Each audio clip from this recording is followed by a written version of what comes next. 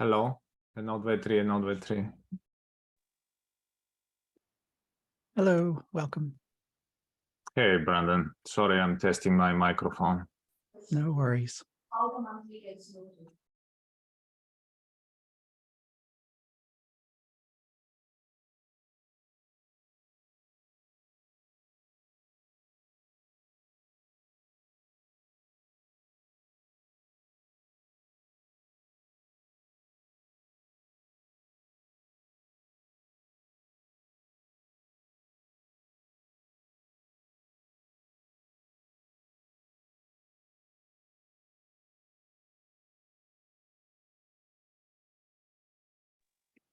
I'll give folks a few more minutes to join in here.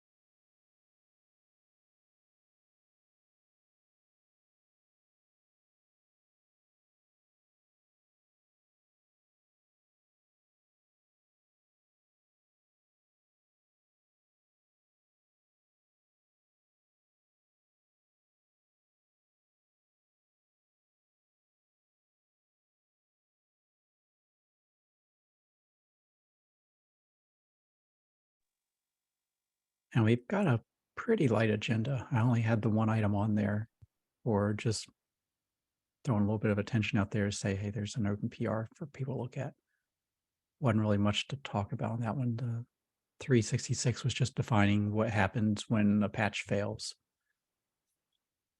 or when you do a chunked upload and you see a failure in the middle of it. That was an issue that I ran into, and I kind of went back to the Docker specs and seeing how they were implementing the registry and mirror those over, because I feel like that's probably the best we can do right now.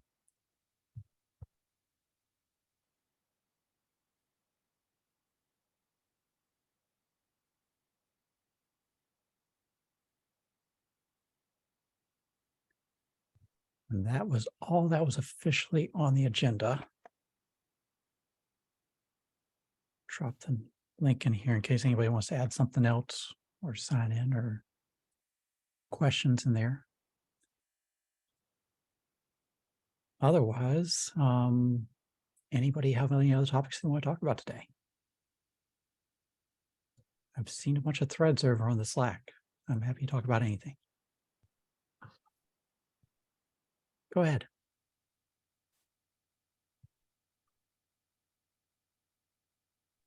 Yeah, I wanted this discussion that we had about artifact types and the guidance. You said that there is an open task to define the best practices there. Like I just wanted to understand what is the process for that, being kind of pretty new to the OCI community, and how we can drive that forward.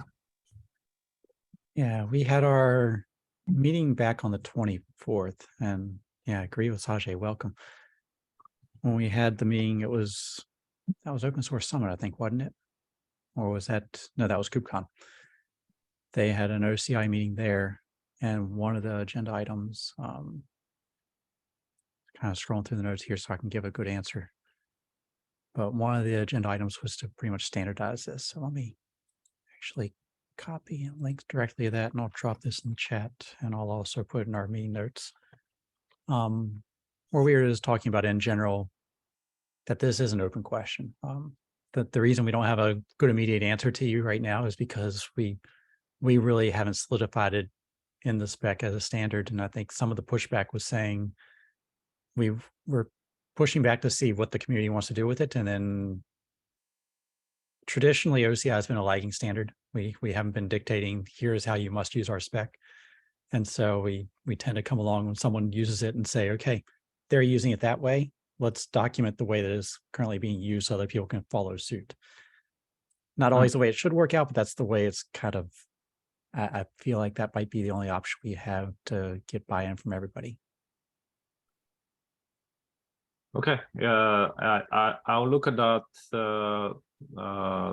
and I will put maybe my thoughts on that. We've been discussing this with Sajay and Steve related to the issue that was filed by Steve, and I saw you commenting this morning on that. Talk about the cozy.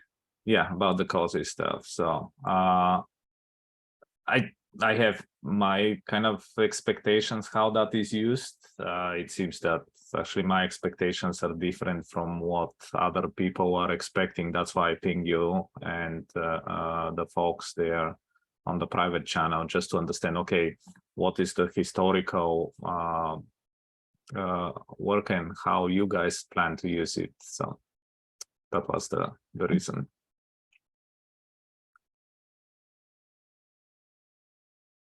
Not ignoring you, just frankly taking notes here. Yeah, the big concern I had when I looked at what was happening with the cozy was just, I don't have enough context on cozy itself, but my big fear is that someone else could come along and do something with a different payload, but also wrapped in whatever cozy is doing. And I don't want us to get in a situation where we can't differentiate between the two, between two people come up with two different artifacts. And so I come out and say, let's do the obviously terrible example and say, if we just called it application JSON for representing your SBOM, no one will be able to recognize which SBOM is which because they're all application JSON, and someone wants to know whether or not it's SPDX versus CycloneDX versus something else that's not even an SBOM. That's kind of the direction I was looking at it from. And I totally agree with that. I actually was looking from kind of more a higher level abstraction when we define those. And for example, not even application SPDX, but more of a like SBOM. And I don't want to use the IANA just because I think that's confusion. We can, because there is no registered IANA media type for, let's say, application SBOM, right? Because SBOM can be in different formats, right? It can be SPDX, can be CycloneDX, can be, I don't know what else, right? And the scenarios that I was kind of thinking of how this can be used is really, I want to get the SBOM, like when I go and search, for example, the registry.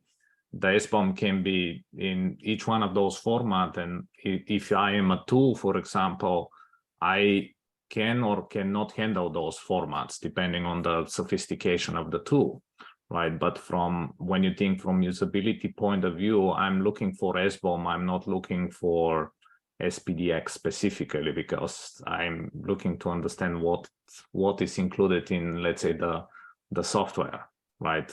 And in general, for usability point of view, I think we are exposing too much of the underlying implementation of the systems. And I had some other thoughts around interoperability and like especially what was filed by Steve, right? And I totally kind of agree on the cozy stuff, right? It's like cozy, I can do many things with cozy. It's not only signatures, right? This is not the right thing to put there, but if we, let's say, like my initial reaction is if I go and see notary signature, that means that only notary can understand that, right? What about if another tool, and that's kind of in line with your comments there, let's say another tool created a cozy signature, right? Then the assumption is that if I understand cozy, I can read it not only with notary as a tool, but any other tool that actually created it. So these are kind of the questions in my mind. I think it's much longer discussion, but and I think that the longer we postpone defining what exactly the artifact type will be and how it can be used, the more confusion that will add in the community, right?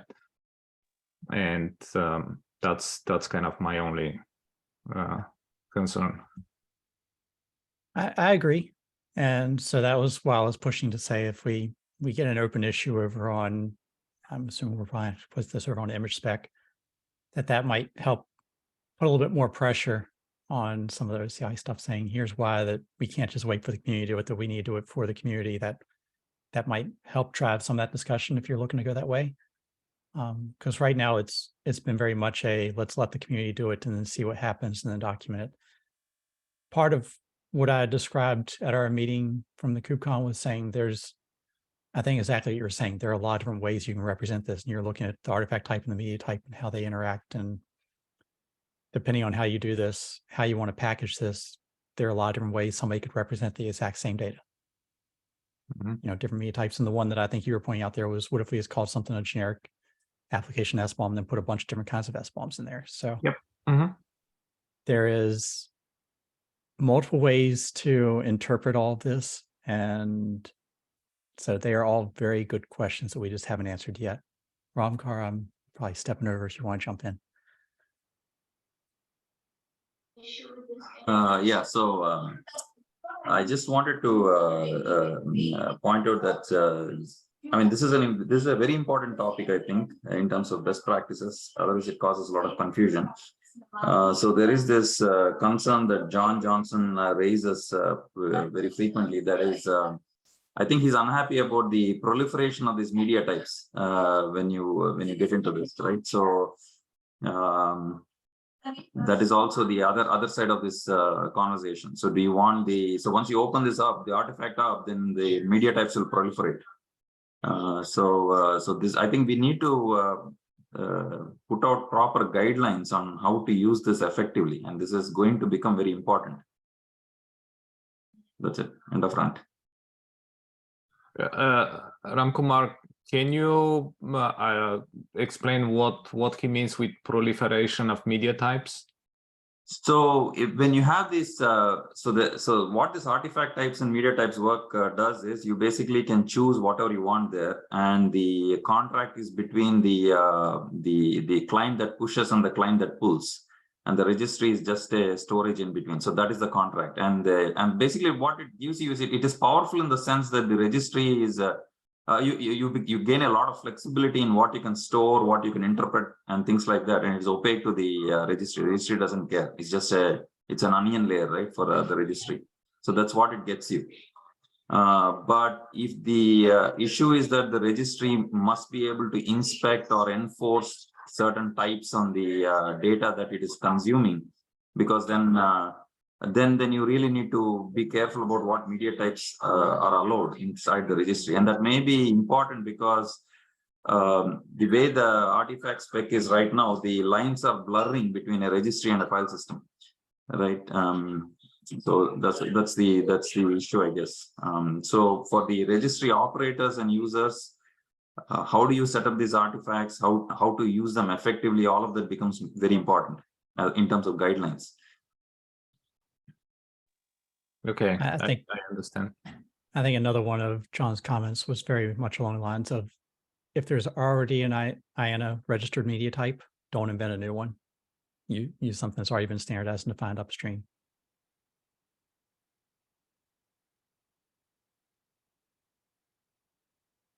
So, Brandon, what else if I want to add a couple of scenarios to this HackMD document? What is the process that I should follow for that?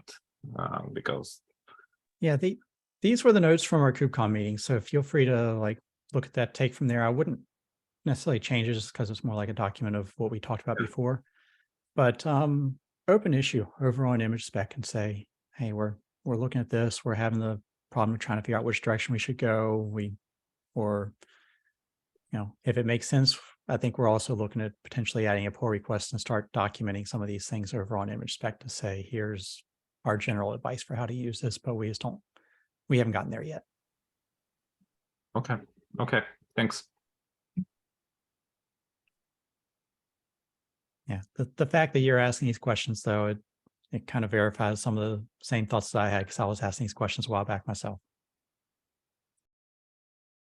Yeah, so we had quite long discussions with Steve and Sajay on there are kind of a couple of issues there. So one is what we should do on the short term.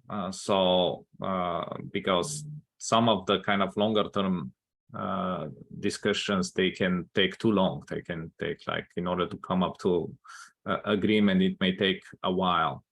My specific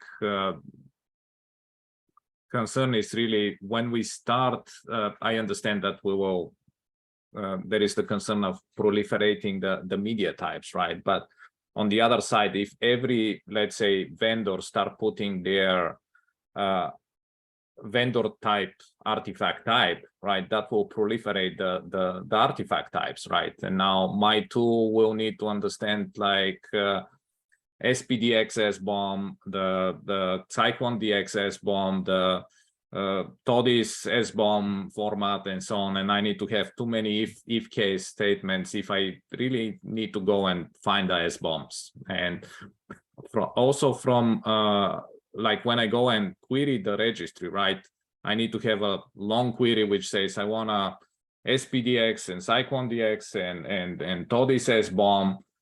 Or I need to make 3 requests to the registry for each one of those, depending on how the filtering capability is implemented. So that's from one side. From the other side, like if let's say somebody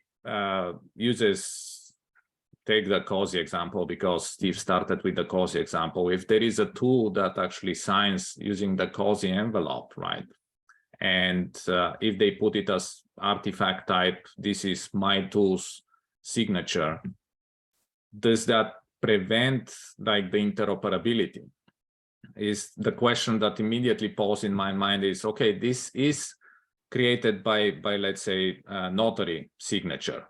Can cosign understand that signature? Or my immediate reaction will be, well, it's created by notary because it says artifact type notary signature. Presumably there is something specific to notary that I will not be able to read it in another tool, right? Does that kind of stops the interoperability between the tools? I will, like, most probably I will kind of document this and what are my thoughts, right? And this is my understanding. That's why I kind of started asking those questions, and I'll file issue. I'll appreciate if you guys can comment and give some guidance how it's supposed to be used. Yeah, I think the big challenge is you threw out 2 very different scenarios there. One is which you're trying to query and say, give me any SBOM at all. I don't care what it is. I'm just documenting this and passing this up to some other system that can interpret every SBOM out there. And so it doesn't matter what specific format it's in, I'll take anything. And the other scenario is you've got a signing tool that only knows how to verify its own signatures and nobody else's signatures. And so you don't want to pull in some foreign signature. You want to find just the notary signature. They're at odds with each other. The same answer that solves one won't solve the other. I totally agree with that. And the question is, like, talking with customers, like most of the times they don't care, right? They go, like, take the example with the signature, like, is that signed? Can I actually verify that it was not tampered when it moved between registry, for example? I don't care whether it's like signed with COSI, DZ, JWS, whatever it is, right? I just want to make sure that it is verified. Some customers will go deeper and say, no, I don't trust COSI or DZ, I trust JWS only because that's what I decided to do, and I'm specifically interested in JWS. But most of the customers, like, is it signed? Like, is it signed with like relatively strong algorithm? That's what they care about, and they just move on to that one. So which means that they'll be looking like, give me a signature. Is that signature that my tool can process? Yes, then I'll verify it and go there. Yeah. And right now, to answer the question you kind of threw out there, which was unclear, what the querying filters, what those filters can allow you to do. And I think right now it's only going to let you pick a specific media type. You're not going to be, or artifact type. You're not going to be able to give it a list and say, give me any one of these 3 or 4 or 5 artifact types. You're going to have to say, I want this one for each query, which means you would have to send 3 requests to get 3 different artifact types, or don't filter, do it on the client side. And so but like bring everything back and then filter on the client side. The thing is, like, most of the time I'm looking, let's say, for SBOM or signature, right? And I don't care the format of the signature. So the way that I kind of look at these things is I would like to get everything that is from certain artifact type and then evaluate based on the media type of the blob what I want to do. Right? That's kind of my interpretation of this. I would not like to hire a company that doesn't care the format of the signature. I think we've gone through this question of what a signature is, right? So we need to kind of like be a little more crisp in terms of give me everything, because I think that's more like a copy kind of scenario. So it's from a language perspective, I think it's okay to ask for signatures, but from a tooling perspective, you need to be able to reconcile what the content is. For example, I could push my own application signature, and would you trust it? That degree of definition needs to happen. I think the scenario is kind of important here as to what are we trying to achieve, because getting every SBOM is not, in my opinion, is good for archiving or maybe for like content moving, but what is the scenario for getting all SBOMs? Would you expect an SBOM that is in a format that you don't understand? The main scenario that you can think of is visualization and filtering in the visualization. That is one thing. That the other thing is if we had this discussion like with document types, right? Right. Sajay, right? One tool can process more than one document type, and this may be actually something that we want to target in the future. Again, like my main question is like, can I sign something with notary and expect that other tool will be able to understand that signature? And how do we actually describe this in the artifact, in the manifest, so the other tool is not confused, or the developer that develops the other tool is not confused and say, look, this is notary signature, only notary can understand that signature. If that's the way we are going, that I'm fine, but right now I'm confused with this, because my expectation will be that I can go and open notary signature in some other tool, which I developed, not with like Notary Go library. I may want to develop a library in Python. To throw out another scenario there, you might have compliance checks. They're saying, make sure that we only pull in images that have an SBOM. They don't care what the SBOM is. They just want to know that you provided an SBOM. So I can see scenarios out there where they're not too picky on the specific format as long as you provided something. But I can also understand what Sajay is saying of, hey, if I'm writing notary, my tool only understands its own signatures. I don't want to see anything else. And so everybody's got a different use case coming into this. Some of it may make sense to defer to annotations, because we're also looking at pulling those back, not just artifact type. You can't filter on those on the server side yet. Potentially we could define that in the future, but you can always do that on the client side and say, give me everything that's got this annotation. And that might be something where OCI can step in and say, here's some annotations that we see for really common use cases out there.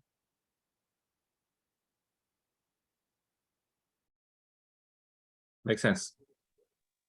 Sajay, I feel like you want to jump in there a bunch of times. No, we do have some ideas on the similar but totally different side, right? Which is the registry is able to serve OCI and Docker, and we assume that to be an image. But the client asks for image manifest index or OCI manifest list. So it tells you what you want, even though the concept of a container can be across. So it's there, that's teased in. Probably go back to John Johnson's, hey, these are media types and how do we kind of handle them?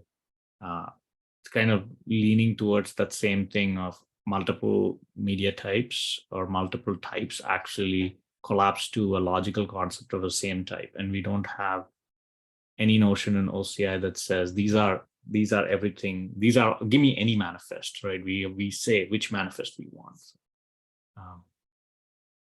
That's an orthogonal conversation, but worth considering, because we have a notion of multiple types actually meaning the same thing already in some form.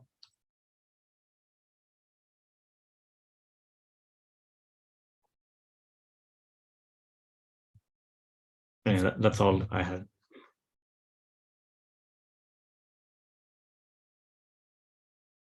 So, Brandon, just kind of back to your, currently the EO order is just produce a S-bomb. Yeah. Right. That's what they have. You need to have S-bomb in order to pass the compliance checks. Doesn't matter whether it's SPDX, CycloneDX. If you have a S-bomb, you can even put a text file that says sbomb.txt and Deanna's comment there, I've definitely done handwritten receipts and gotten things approved. So The ones Doesn't that always make me matter. laugh are where I upload the real receipt, but the processing system shows it as a blank page because it can't handle the PDF for whatever reason. Which is what makes me realize I could upload anything here. I could upload a text file, I could upload a virus, I could upload whatever I want, and the system would give it a nice green check and say, yep, confirmed, it has an S-bomb, it's fine. yep, that is the other side of the things.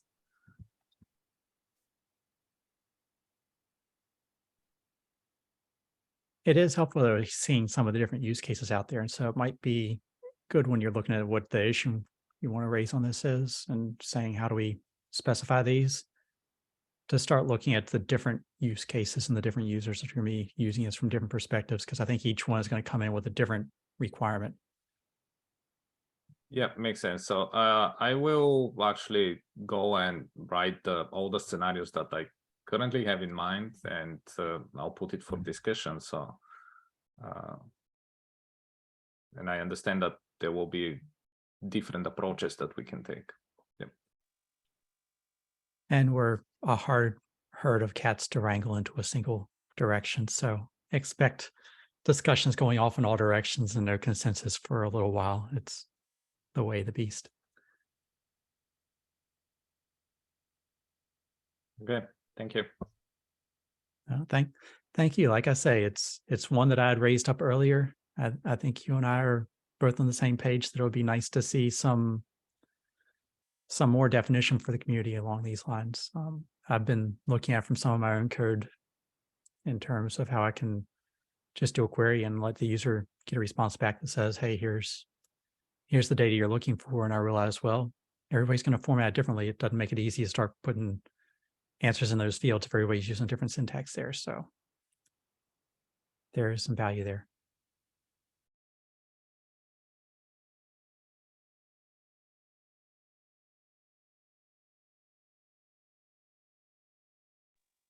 Frantically skimming back through the Slack because I feel like there were some other topics came up this week.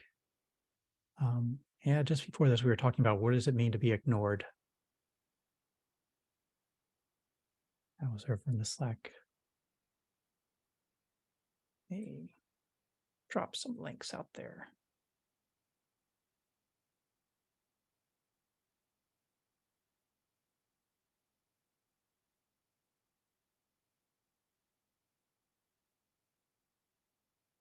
And John, I think I saw you chime in on this one, so feel free to jump in as well. I'll share a screen while I'm sharing links as well. But the big question came in of, if it sees something, doesn't know what it's supposed to do with it, must be ignored. And we had looked at this before in terms of the, what was the name of the section there we were looking at? In the considerations document, we're looking at that. I think it's more the extensibility than anything else. I view this file. Yeah, the extensibility section, we say, okay, if you don't know what to do, they must be ignored. I propose one extra sentence to go in there. We haven't approved that yet, so it's just part of my PR right here. But different people see the phrase must be ignored, and we don't really have a good definition for must be ignored means. So the other spot that we're looking at it here was when you see a media type that you don't know what it is within an index. We have similar language there of if you are parsing through an index and see a media type you don't know what you're supposed to do with, what does must be ignored mean there? And so something I think we fought with a few times in the past.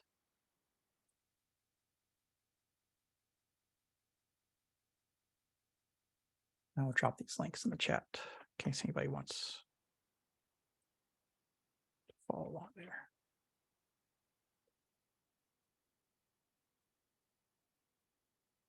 Or if you see this thing and think, hey, I should approve this PR that's been open for 9 months now. That is also welcome.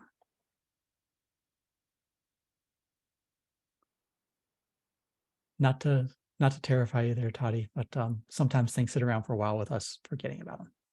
Squeaky wheels, though, do work.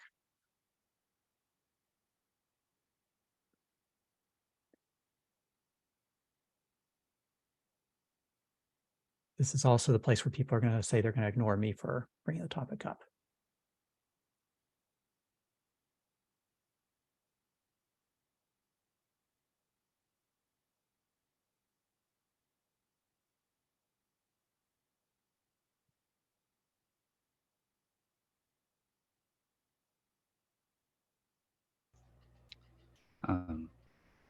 Is the question proposer on the call? Seemingly no. Probably not. Let's see. Flavian, yeah, I don't see him on here. I don't think so. That doesn't mean you can't answer it.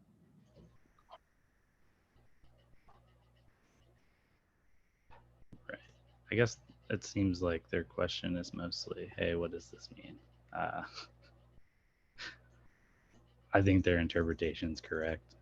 They like don't reject it as I think the correct thing to do, but also registries maintain invariants about members of data structures, and so just ignoring it is probably not going to be what clients want to happen.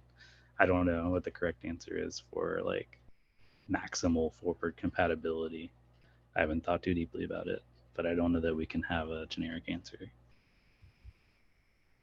Yeah, when I thought about it, I went back to remembering how Docker Hub was rejecting a bunch of media types they didn't like. And I've heard other people say they want to reject media types they don't like as well. And I don't think we as OCI has said that you must accept every media type. And so it's very possible that someone could do that and still be within compliance as long as they accept the minimum media types, I guess.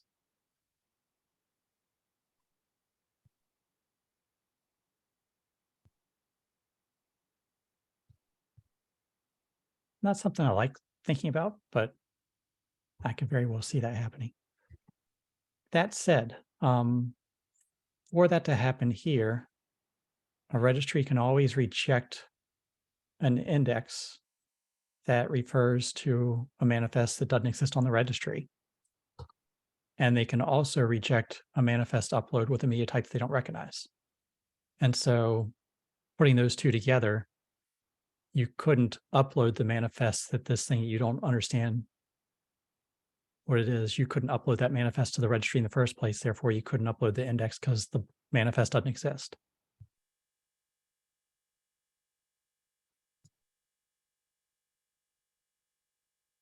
Does that make sense? Don't need to draw pretty pictures. I'm good at draw.io too.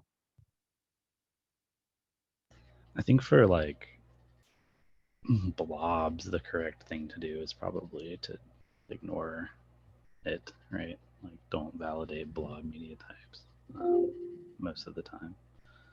Blobs, yes, but since we're in index, I think we can say that's supposed to be a manifest. Well, that's contentious. We know that one, yeah. I don't know. I'd argue, not necessarily, but I don't have the energy for it. I don't know. I don't care. Maybe we should add something about like this. The purpose of this statement is around forward compatibility. So do the thing that makes most sense. But I don't know. Like what? I don't know what I would do if I saw that, both as a client and a registry. I'm not sure.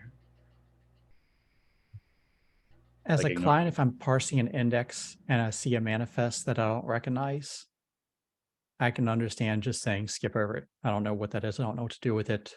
Keep going through the index until I find something I do recognize and can use it.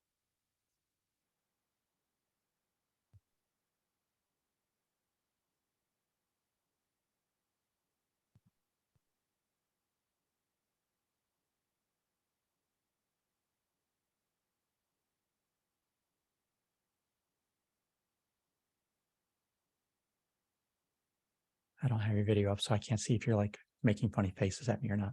I was just shrugging and looking off to the side.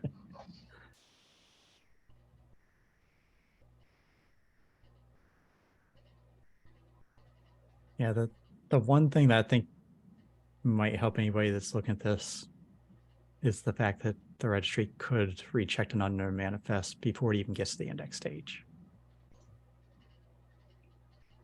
Well, registries are permitted to allow sparse indices. They and are such. permitted, they're not required. So I guess a registry that allows a sparse index, ignoring something it doesn't recognize, is totally cool and probably would be the default behavior.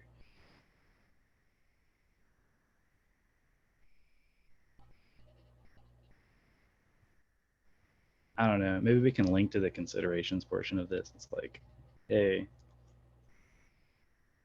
this is for forward compatibility, but also like whatever.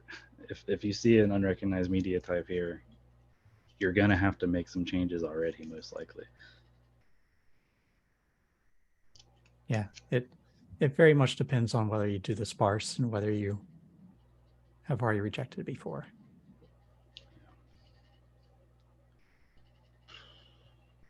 A lot of ifs there.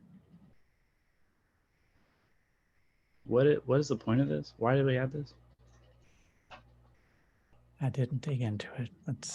Jimmy. Let's browse my Slack together. Let's see. Ensuring storage and distribution non-specified content can be experimented with. Yeah, okay.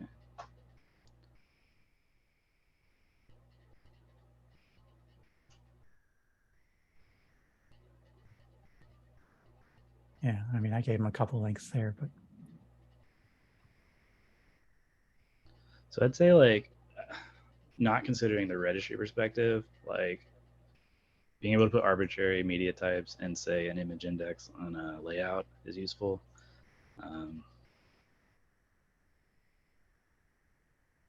And being able to ship a layout to a registry is useful. So a layout might recognize what might contain a reference to a blob, say.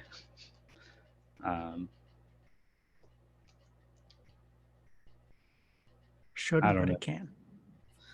It can. Certainly can. Yeah.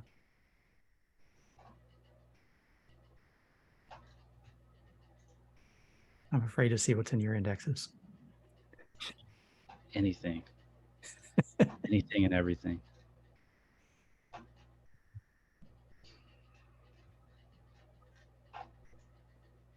I don't know. I don't know what change I would propose to make that clearer, because I think I have different opinions on the correct answer than most people.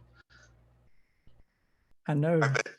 I bet John's indexes all use the data field to embed like the whole image, which then embeds the data field for the whole layer blobs and everything. So he gets one request and it's got the whole image, multi-platform, SBOM, signatures, everything. And I put that whole layout in a data field. Yep. I put it in the URL.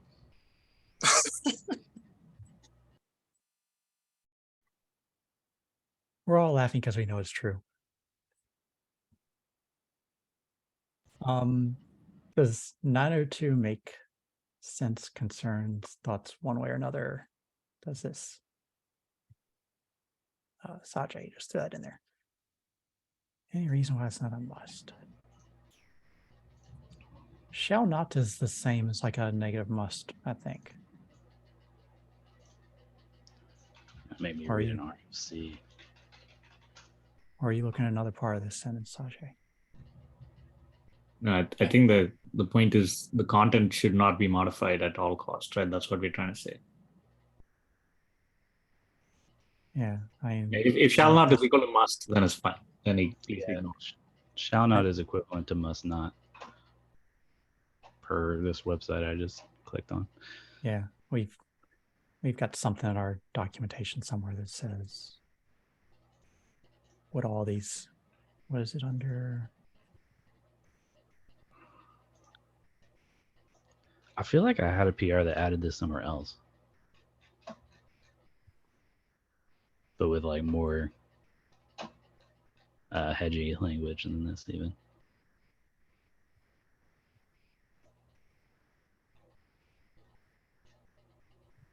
Keywords go to RFC 2.19.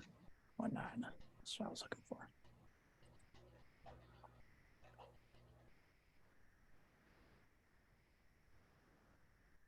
Yeah, must, or the terms required in shall, must not, or the phrase shall not. They're equivalent. Today.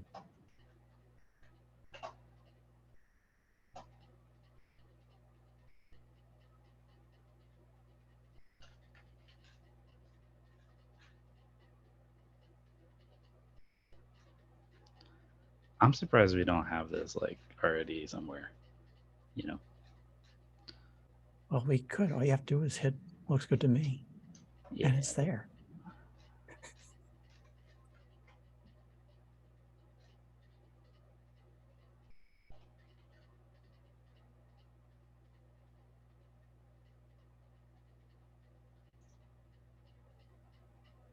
I know we've gone back and forth on this a whole lot in the past.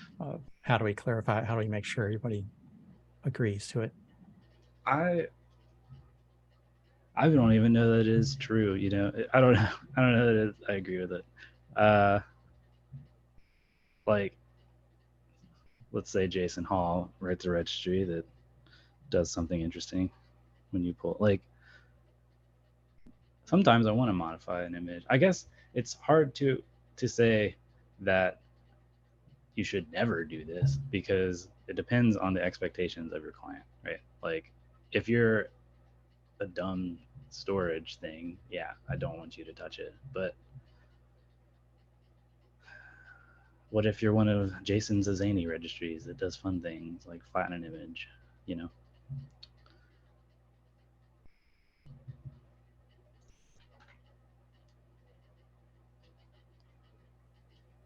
I guess for me, what I'm looking at is the content addressability part. I don't want to break that. So as long as he's not breaking the content addressability, I won't scream in pain. Yeah, the language I used for when we added the data field was implementations must not populate data field in situations where doing so would modify existing content identifiers.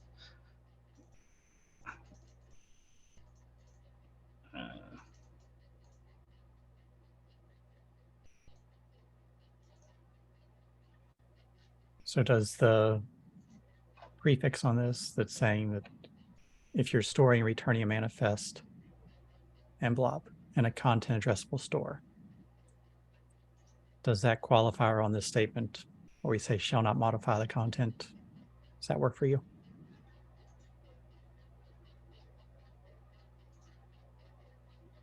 Enough conditions on the sentence. I'm not a lawyer. Someone always find an exception. John, is your question, do we even need to modify this? Is it already clear enough? Well, it's clear to me, but also I'm not coming to this with no knowledge. Like this is partially covered elsewhere, but the clause at the end, even when encountering unknown properties, seems to indicate to me that there's a reason for this sentence being added, like there was someone removing unknown properties, and we don't want that. That was because they said, what does ignore mean? And they were trying to say, does ignore mean I just delete all the properties I don't recognize? I see. We're getting exactly what you're saying. It's more like one-on-one content descriptor, right? I'm sorry? That's kind of like redefining what the digest or the content descriptor is. Like if you're removing properties and you've lost that. Yeah, that's why it's terrifying to us that know the rest of the spec and how all the pieces fit together, but somebody just reading this for the first time might think, oh, if I'm just supposed to ignore it, I can just ignore it. And their definition of ignore might not be the same as our definition of ignore if we don't spell it out.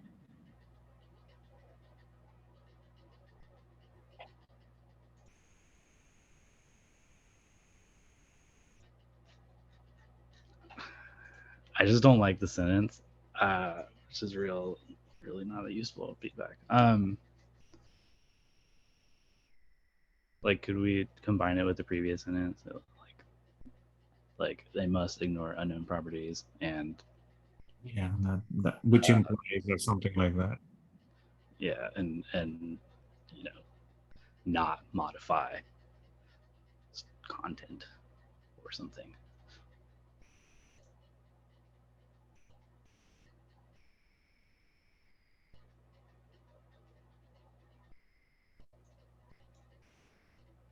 I really feel Yeah. like that is implied by the whole content addressable nature of the thing.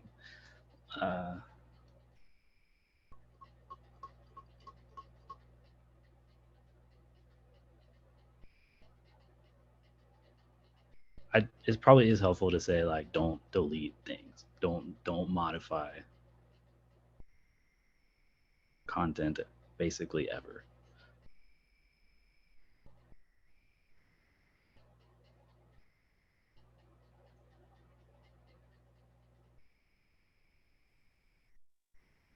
I will say PR reviews are welcome. I'm staring at it, drinking tea, and maybe that will churn something up.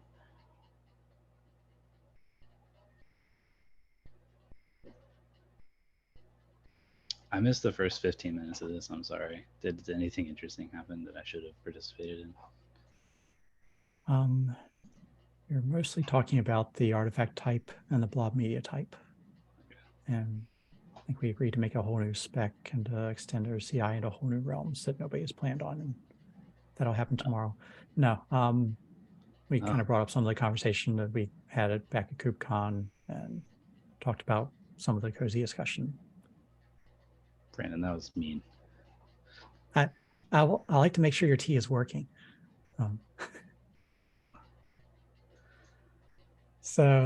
Yeah, that's we should hopefully see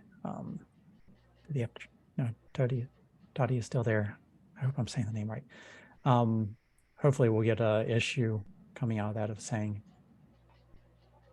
OCI maintainers, please better define what these things mean. Give us some more guidance on how we should use this. I think it goes along with some of your comments of people shouldn't be picking out media types from wherever. They should be following some kind of standards guidance, something out there so that we're not making new ones every 30 seconds. Yeah.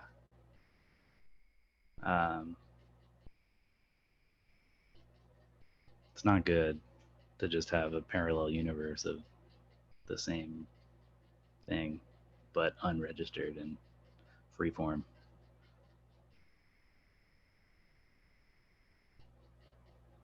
And if it's freeform, to have 10 different versions of freeform depending on all the 10 different tools that are writing the same data. Yes.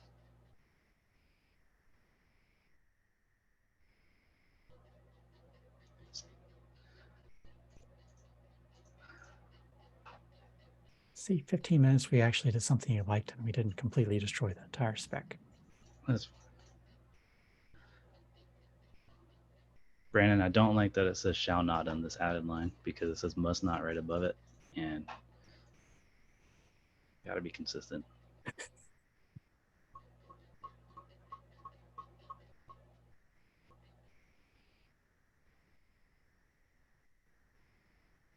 I eagerly await the review.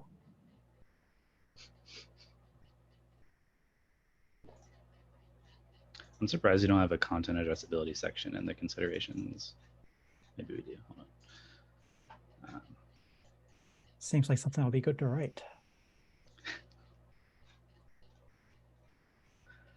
Trick you. If you write it, I will approve it. Oh, gosh.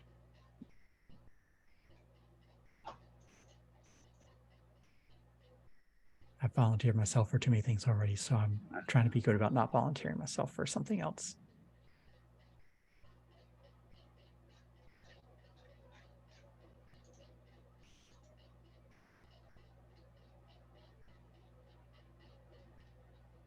I think that's enough for one day.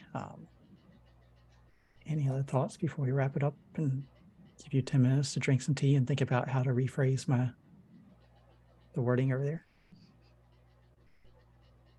I did add one more to the agenda item, which was, I mean, Ishue, who's the one who started the thread, cannot attend it because of the time zone. He's in Shanghai.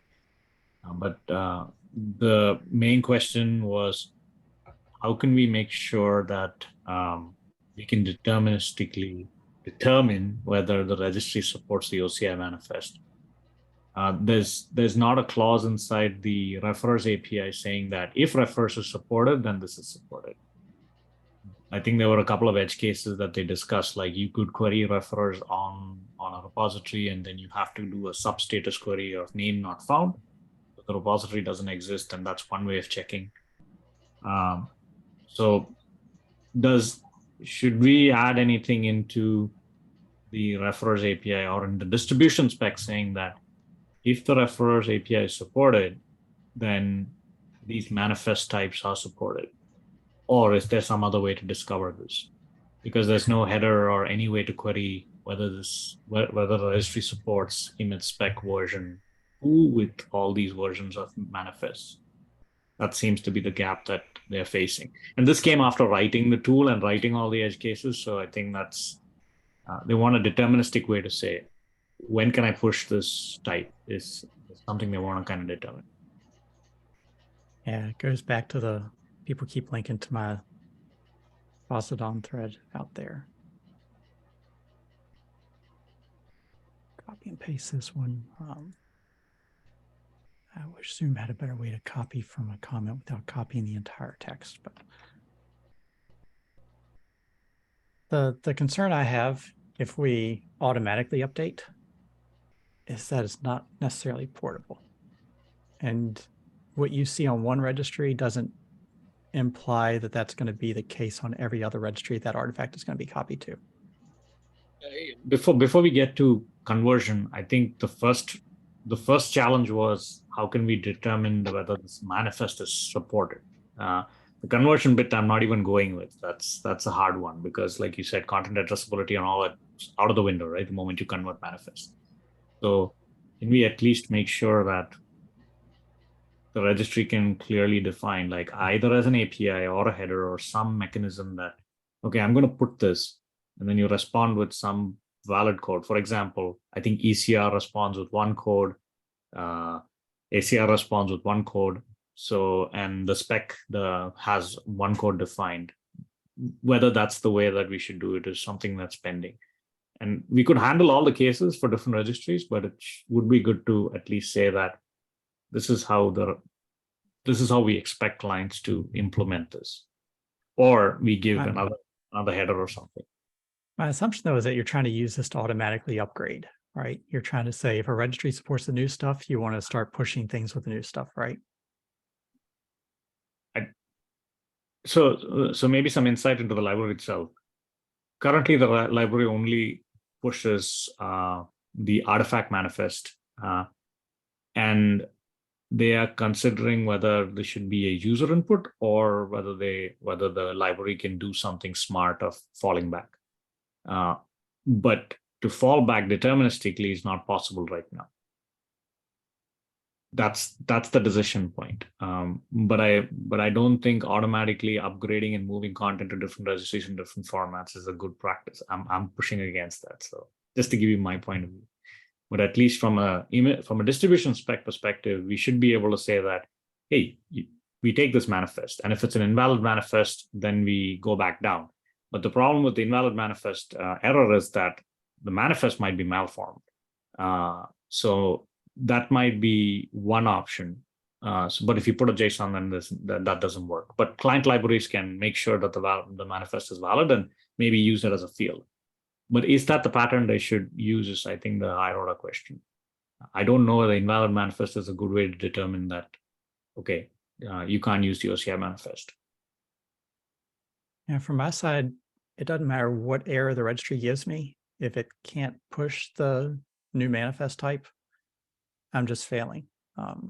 Whether it's an error because it doesn't recognize the manifest or the repository's got issues or who knows what scenario out there. I'm just it's a hard fail for me. I don't have any recovery option at that point. So do we recommend that if the manifest fails, then we go to image manifest? So I would recommend that for the user. I wouldn't recommend that for the tool. Okay. Yeah, I think we're on the same. That's exactly what I was hoping, that this auto conversion should not happen. You explicitly say what you want. Yeah. There's too much that can go wrong with the tool if the tool tries to do it. Especially because I feel like it's going to get used in the reverse direction where people are going to try to automatically promote. And that's going to be the phrase I used in the link there was as a ticking time bomb. As soon as someone upgrades an internal registry for updating the external registry, and they build and do everything internally and generate that artifact is no longer portable to go outside. And now you've got all kinds of issues. So how do we determine that the registry can accept this manifest type? I think that's still an open question. Yeah, I would push that off to a user level thing where the user knows that all the registries that they might push the artifact to in the future all support it, and then they tell the tool generated in this format. And by doing that, now since they're giving the tool direction, the tool just says, well, I tried to do it and it failed. Here's your error message.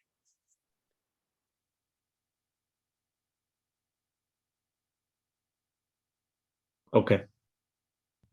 So pick only one path is what you're saying. Yeah.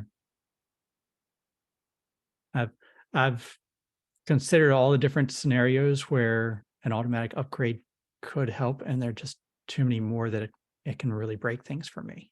Now, if we ignore the automatic upgrade, what is the way to say that this manifest is not supported? Even an automatic downgrade, is that the other direction you're looking at? I'm actually avoiding the upgrade or the downgrade. I'm actually just thinking about when can a tool make sure that, yes, my put failed because the manifest was not supported is the challenge that I'm trying to address here. Ignore the upgrade or conversion part, because like I'm very scared of conversions because, like you said, moving things around is always, So, but even if we did, should distribution spec have a way in which it can clearly define that the manifest is not supported because it's an invalid manifest or it's an unsupported manifest? Okay, now it comes back to me. ECR returns unsupported. The distribution spec says invalid manifest. So which one do we go with? Or maybe it's an ECR thing that we need to talk about. So either way. Yeah, I just throw the error right back up to the user and let them have to deal with all the scenarios there. I don't get smart on my side like I probably should be. So I just say if the tool comes out with this error, I just pass it directly back up to the user and let them figure it out. There are probably better answers than that, but that's all I got.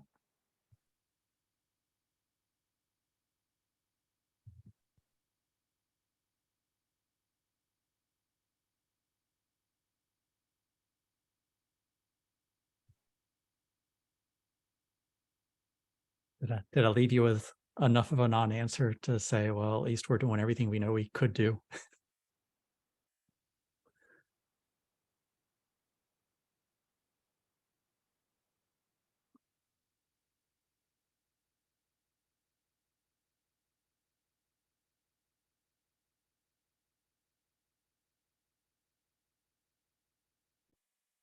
Cool. Well, that is the top of our hour here. Yet again, we turned an almost nothing agenda into a full hour of talking about things. And I'm sure John is enjoying his tea and frantically figuring out how to rephrase shall not into a much better word.